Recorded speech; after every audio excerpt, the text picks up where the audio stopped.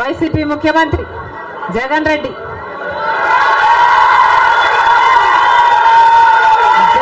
గారు చేసిన అప్పులు 3 లక్షల కోట్లకు పైన. మొత్తంగా ఈరోజు అప్పులు 6.5 లక్షల కోట్లు.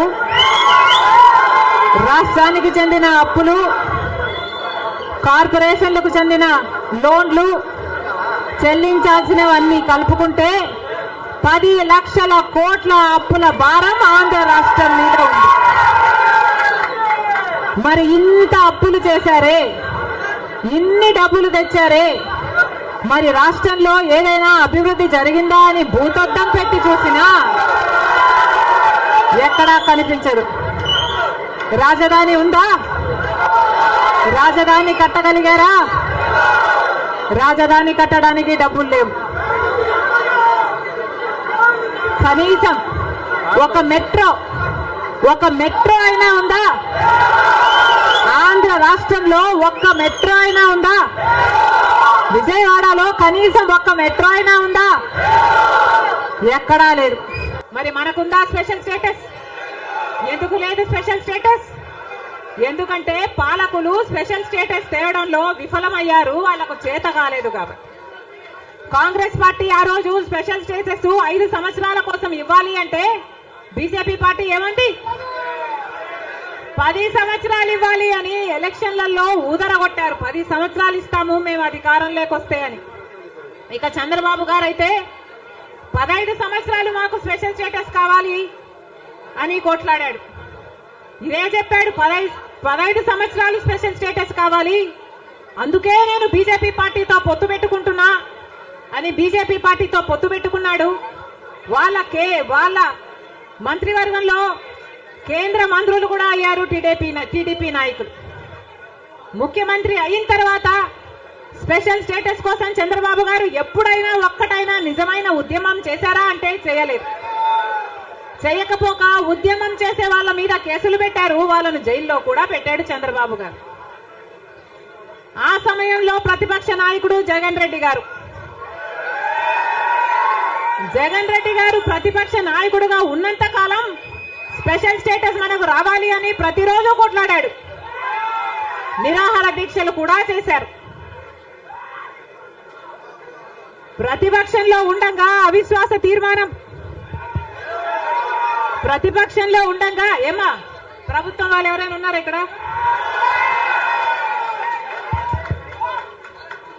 ప్రతిపక్షంలో ఉండగా జగన్ రెడ్డి గారు చెప్పిన మాట, మేము అవిశ్వాస తీర్మానం ప్రవేశపెడతాము, తెలుగుదేశం పార్టీ ఎంపీలు అందరూ కూడా మద్దతు ఇవ్వండి, మూకుమ్మడి రాజీనామాలు చేస్తే స్పెషల్ స్టేటస్ ఎందుకు రాదో చూస్తారన్నాడు జగన్ రెడ్డి. ఆఖరికి జగన్ రెడ్డి గారు ముఖ్యమంత్రి అయిన తర్వాత ఒక్కటైనా నిజమైన ఉద్యమం చేశాడా స్పెషల్ స్టేటస్ కోసం?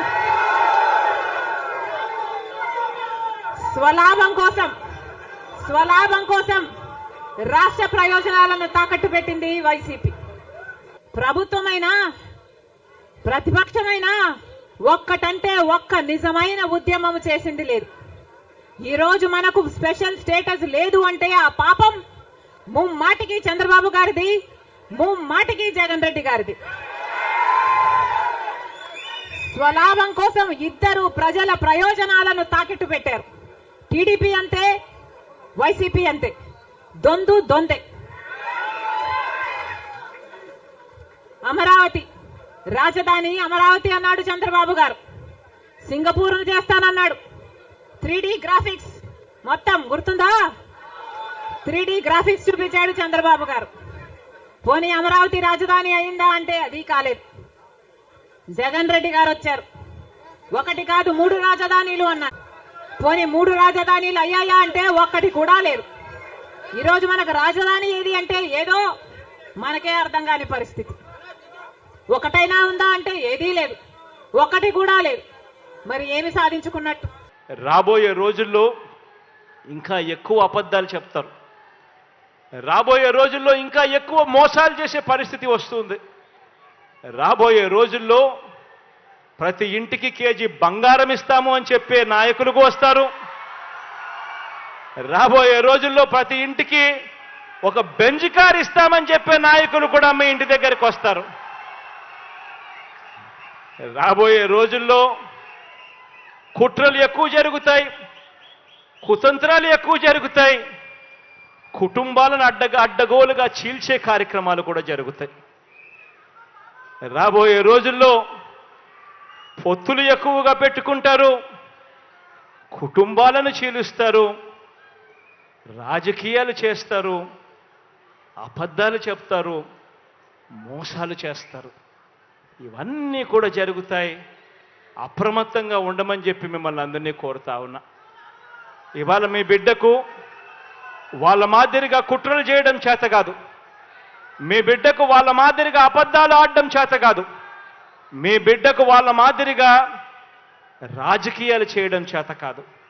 మీ బిడ్డకు తెలిసిన రాజకీయం ఒక్కటే, మంచి చేయడం, పేదవాడికి అండగా నిలబడడం.